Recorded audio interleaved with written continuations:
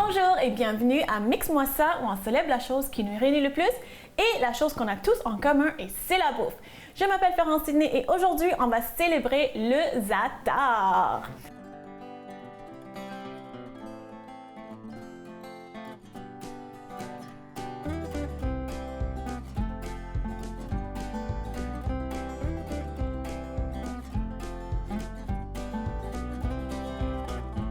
Donc, avant de commencer de parler sur le za'atar, apparemment, c'est le za'atar. Je ne sais pas comment dire. Il y a un apostrophe dans le nom. Je l'ai acheté, j'ai acheté à Costco, mais on va faire, j'ai fait tout, j'ai fait tout maison. Donc, je vais vous montrer le za'atar ici que j'ai acheté une épicerie grande surface, on peut voir là. Puis, quand on achète en grande surface, c'est juste marqué, qu'est-ce qui est marqué ici là? Épices, fines herbes, sésame. Okay? Donc, le secret, il ne donne jamais le secret, mais la réalité, c'est que le za'atar, il faut toujours avoir les graines de sésame et le thym. Le reste des choses, ça varie entre les familles, ça varie entre les pays. Donc aujourd'hui, je vais faire le za'atar à mon goût, comment moi j'aime ça. Il y a pas de problème si vous voulez l'acheter en épicerie. Puis ici, comme vous voulez voir, je vais vous montrer. Comme vous pouvez voir, c'est même en poudre. On voit des graines de sésame. Mais le reste, c'est vraiment en poudre. Moi, j'aime ça garder ça un petit peu entier. Je vais le faire, mais je ne vais pas le rendre en poudre. Moi, j'aime ça garder les morceaux de basilic, de thym, tout ça. Donc, c'est ça, on va l'utiliser. Comment moi, je fais? Moi, j'aime ça aussi griller un petit peu toutes les fines herbes avec les graines de sésame. Je vais mettre mon rond en marche sans huile, rien. Je vais juste réchauffer la poêle. Donc, comme je dis, le za'atar, la base, c'est graines de sésame et le thym. Le reste, c'est à votre sauce. Donc, je vais mettre les graines de sésame. Puis, il faut vraiment garder un œil dessus parce qu'on ne veut pas les brûler, on veut juste les griller un petit peu. Comme ça. Et le thym. Donc, c'est utilisé dans des pays du Moyen-Orient, dans la région méditerranéenne. C'est très populaire. Puis, c'est un petit peu comme un passe-partout. C'est bon sur avec du pita, avec du poulet, avec plein de choses. On va l'utiliser. Vous allez voir là, si vous ne connaissez pas ça. Là, maintenant, après l'émission, vous allez aller acheter du za'atar, ça c'est sûr. Là. Parce que c'est un goût vraiment particulier avec les graines de sésame, avec le thym, avec les autres épices. C'est doux. C'est pas épicé, c'est pas floral, c'est juste doux, puis c'est juste bon. Donc, graines de sésame, thym. Je garde un œil, je veux pas que ça brûle. Je veux surtout pas que ça brûle. Donc, je vais juste baisser même. Juste réchauffer un petit peu, faire sortir un petit peu les huiles essentielles. OK. Non, notre base. Moi, qu'est-ce que je vais mettre? Un peu de basilic. Donc, les proportions les autres fines herbes puis les autres épices, c'est beaucoup moins que le thym puis la graine de sésame. Donc, un petit peu de basilic, comme ça. Un petit peu d'origan.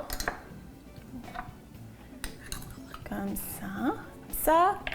Sumac. Moi, j'aime ça le sumac parce que le sumac, ça donne un goût citronné. C'est vraiment bon.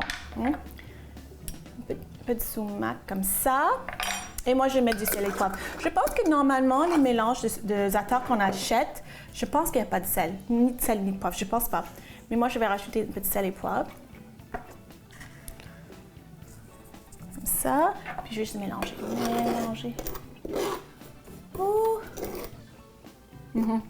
Je sens le thym. Je sens que les graines de sésame commencent à griller sans les brûler. OK. Moi, j'aime ça comme ça. Donc, la première préparation que je vais faire avec le za'atar maison, c'est, je vais faire un houmous. Pourquoi pas? Je vais faire un houmous. Okay, je vais juste laisser ça. Je vais éteindre le rond. C'est toujours chaud. Donc, je vais juste éteindre. Garder la chaleur comme ça. Donc, je vais mettre une canne de pois chiches que j'ai rincée. Comme ça, dedans. Là, maintenant, je vais mettre mon za'atar. Puis, comme je dis, je garde ça entier, je ne rends pas ça en poudre. Donc ça va assaisonner notre hummus, comme ça. Puis, vu qu'il y a beaucoup de graines de sésame, je ne vais pas mettre de tahini. Parce que le tahini, c'est ça que... En tout cas, c'est des graines de sésame. Hein? Donc ça, comme ça. Moi, j'aime ça avec de l'ail. Pas beaucoup, une gousse d'ail.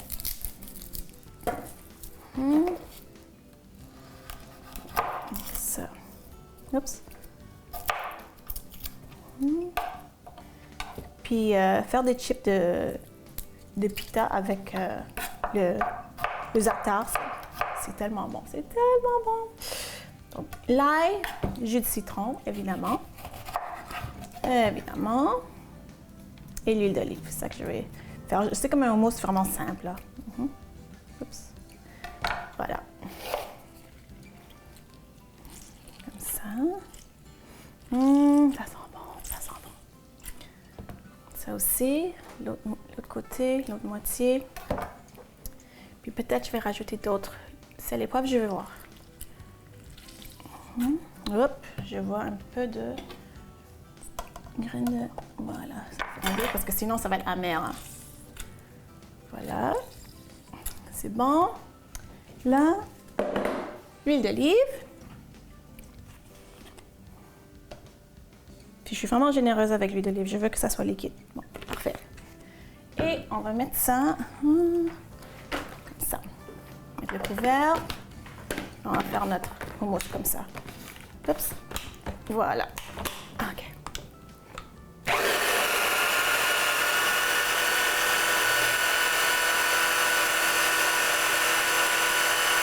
OK. Donc, je vais juste regarder la texture. C'est sûr que je veux que ça soit un peu plus lisse. Donc, je vais goûter. Je vais remixer. Puis, au retour de la pause, je vais vous montrer qu'est-ce que ça donne. Puis, on va faire une autre recette mettant en vedette notre za'atar. À tout de suite.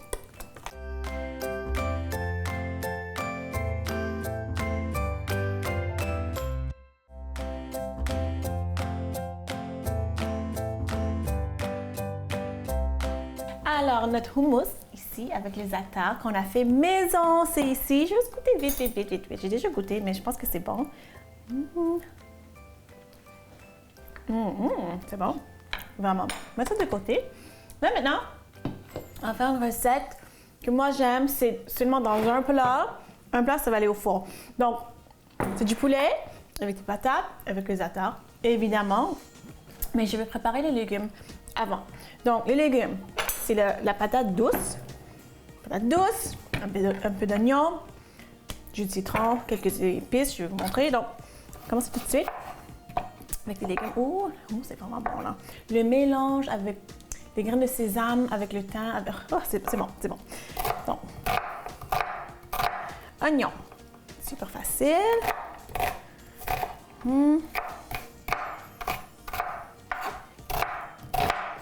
Moi, j'aime ça, les repas qui sont juste dans un plat. Hein? On ne salit pas trop de choses. On met ça au four, puis on peut faire d'autres choses après. J'aime ça. J'aime ça comme faire la bonne bouffe, mais j'aime ça comme me rendre la vie facile. Hein? Après ça, j'ai 2 patates douces. Je vais enlever les bouts. Oups. Enlever les bouts. Puis n'oubliez pas, il faut garder les pelures de la patate douce, non seulement pour les fibres, mais aussi parce que la concentration de vitamine C, ça se trouve vraiment, même plus de vitamine C, ça se trouve juste en dessous de la pelure. Donc, il faut toujours, quand on fait griller ou comme quand on fait frire ou quand on fait, quand on fait cuire, n'importe quelle façon, les patates, il faut garder les pelures parce que c'est une excellente source de fibres et c'est vraiment une excellente source de vitamine C. Hein? Puis moi, j'aime ça encore, les patates douces, justement, pour les antioxydants. Il y a beaucoup plus d'antioxydants parce que les antioxydants, c'est dans la couleur. Donc, et ça goûte meilleur, hein? Ça goûte meilleur. Voilà. Voilà. Donc, je vais juste les couper, pas trop gros, pas trop petits non plus. Hein? Comme ça. Mon four est préchauffé à 375. Okay.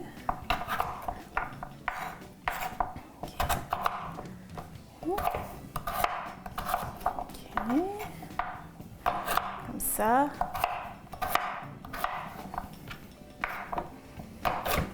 L'autre morceau. Vous pouvez même utiliser les betteraves si vous voulez. N'importe quel légume racine, ça marche très bien avec cette recette. Donc, patates douces, patates blanches, carottes même, betteraves, topinambour. C'est ça. Ça marche super bien. Donc, j'ai coupé les derniers morceaux. Je vais mettre dans mon bol ici. Oups. Puis l'assaisonnement, c'est très facile. Donc l'assaisonnement, ça va être l'huile. On va être vraiment généreux avec l'huile parce que ça va aller au four. Hein? Ça va aller au four. Donc, comme ça, c'est bon. Jus de citron. Jus de citron. Oh, il y a beaucoup de pépins dans ce citron ici. Je vais les enlever. OK, comme ça. Puis moi, j'aime ça très citronné aussi. Donc, j'ai utilisé tout le citron. Comme ça. Oh, il y a des petits... Ça donne vraiment l'amertume. Il faut les enlever. Ça, jus de citron. J'ai déjà essayé avec jus de lime, mais ça donne pas le même goût. Je trouve que le jus de lime, c'est un petit peu plus amer. Hein? Donc, jus de citron. Citron comme ça. OK, oups. OK. Là, sel et poivre. Sel et poivre. OK. Poudre d'ail. OK. Vous pouvez utiliser l'ail, mais je trouve que quand on va le faire au four, ça peut brûler. Les morceaux d'ail, ça peut brûler. Donc, aujourd'hui, je vais utiliser la poudre d'ail, comme ça. Comme ça. Et évidemment, on va utiliser le za'atar. Cette fois-ci, le za'atar acheté. Vous allez voir que ça donne un goût différent si vous faites ça à la maison, ou acheté. Donc, on va mettre ça comme ça. Je vais mélanger. Comme ça. C'est bon. Là. Oups. Je vais fermer. Je vais... Qu'est-ce que j'ai utilisé pour... Ben, je prends une cuillère. Mélanger le tout. Il faut que ça soit bien mélangé. Je veux vraiment que le za'atar couvre chaque petit morceau de patates douces puis d'oignons. Comme ça. Ça, c'est bon. Ça, c'est parfait. Ça sent bon. OK. Ça, c'est prêt. Donc là, on va mettre ça dans le plat tantôt parce qu'on va assaisonner le poulet. Je continue à mélanger ça au retour de la pause. Je vais vous montrer comment je vais assaisonner le poulet avec le za'atar, évidemment. Puis, on va poursuivre avec notre célébration de za'atar. À tout de suite.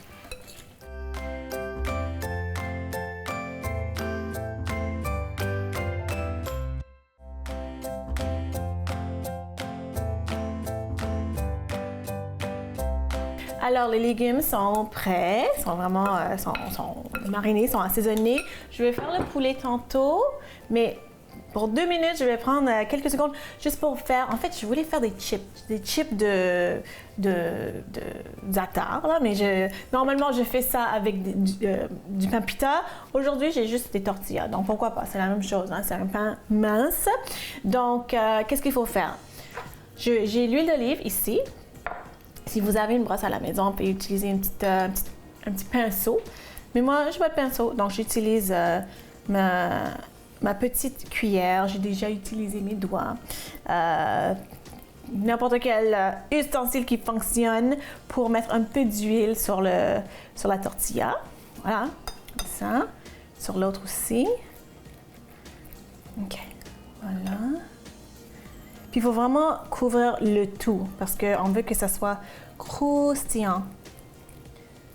Puis mon four, c'est réchauffé. En fait, C'est la même chose pour le poulet, c'est 375, mais je vais le mettre un petit peu avant parce que je ne veux pas que ça cuise en même temps. Là. Donc ça prend, je sais pas, 5-10 minutes, là, juste pour que ça soit croustillant. Hein? Bon, ça c'est assez d'huile. Là, je vais prendre le za'atar que j'ai acheté. Puis, je vais mettre ça dans un petit bol.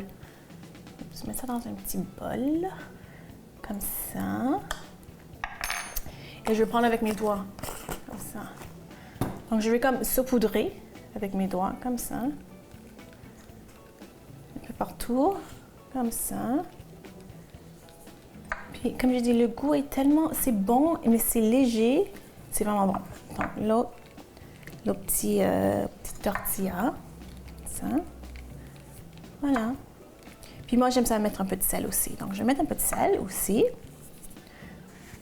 Un peu de sel, comme ça. Voilà. OK. Donc là, je vais juste les couper en triangle. Comme ça. L'autre aussi. Comme ça. Puis j'ai une petite... en fait, je peux utiliser une plaque à biscuits. J'ai un petit moule à gâteau. N'importe quel petit plat. Là, pas besoin de mettre un papier parchemin. Pas besoin de beurrer, rien. Donc un plat, comme ça. Mettre ça comme ça. Je vais mettre ça au four tantôt. Ça va faire des chips vraiment légers et délicieux. Ici. Comme ça. OK, d'accord. Donc ça, je mets ça de côté parce que là, on va assaisonner le poulet. OK. Le poulet, comment on va l'assaisonner? Premièrement, OK.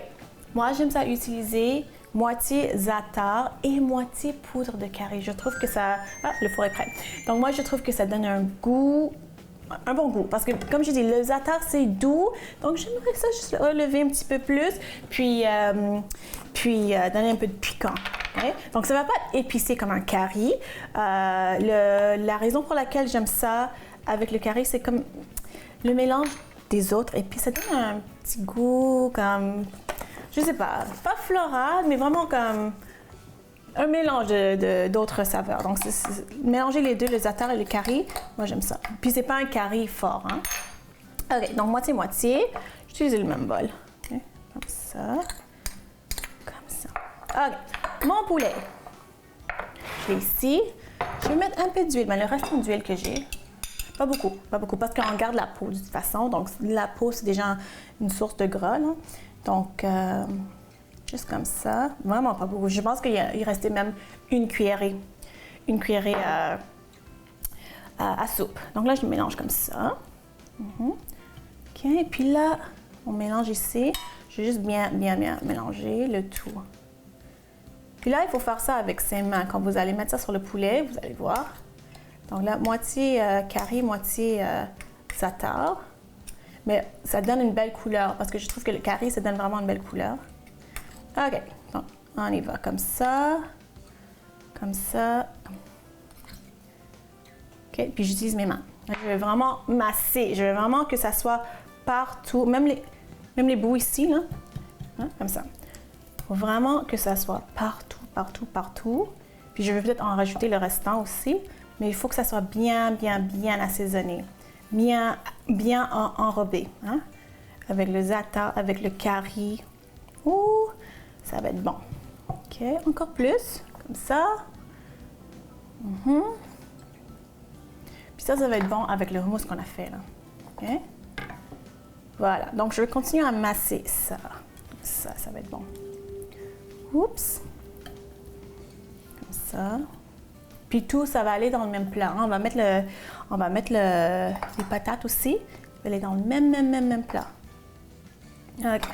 Ça sent bon. Ça sent vraiment bon. OK. Vous avez vu comment j'ai fait les bouts. Hein? Je veux que ça soit couvert d'épices. Hein? OK. C'est bon. Voilà. Ah, toi là, je vois un petit bout là qui dépasse. Il n'y a pas d'épices dessus. Comme ça. Good, c'est ça que je veux. C'est vraiment ça que je veux.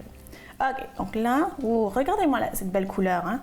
Ça, c'est bon. Okay. Donc là, le restant, je vais le mettre un petit peu, pas tout, hein, parce que je veux que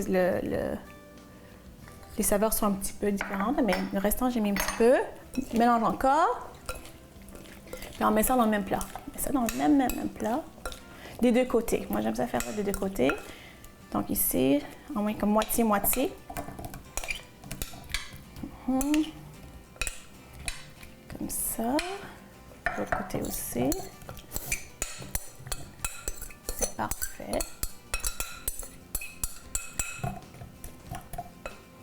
Parfait. Good. Je pense que c'est équilibré. Bon. Good. Donc, ça va aller au four. Le four, c'est préchauffé à 375. Ça va aller au four. Mais ça, je mets ça d'abord. Laisser comme peut-être 5-10 minutes. Je vais les retirer. Je vais les laisser de côté. Ça va aller au four encore 375. 30 minutes. Après ça, je les retourne. Je brasse un petit peu les patates. 30 minutes encore. Puis après, quand on revient, on va goûter à tout ce qu'on a fait avec notre za'atar. Donc, revenez tout de suite après la pause.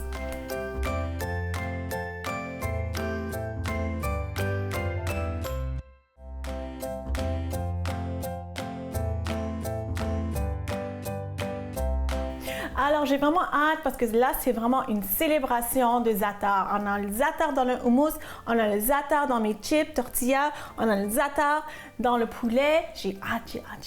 Donc là, le poulet, je viens de sortir du four. C'est chaud. Je ne veux pas me brûler la langue. Donc, je vais commencer avec les chips. Ici. Oh, c'est croustillant. Ça sent bon. C'est léger. C'est bon. Moi, j'aime ça. Comme je dis, si vous ne connaissez pas le za'atar, il faut l'essayer parce que le goût, c'est vraiment...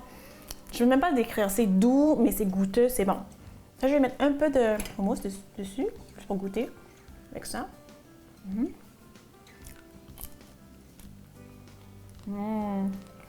C'est bon aussi. Vraiment content. Ah, maintenant, ici, notre poulet. Mais je vais commencer avec des patates parce que le poulet, c'est chaud. Donc, une patate. Avec un peu d'oignon.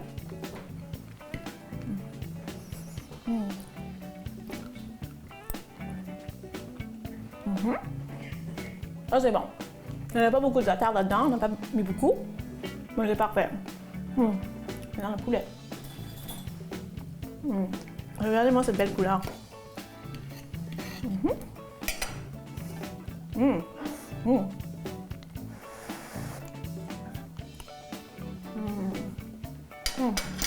Parfait.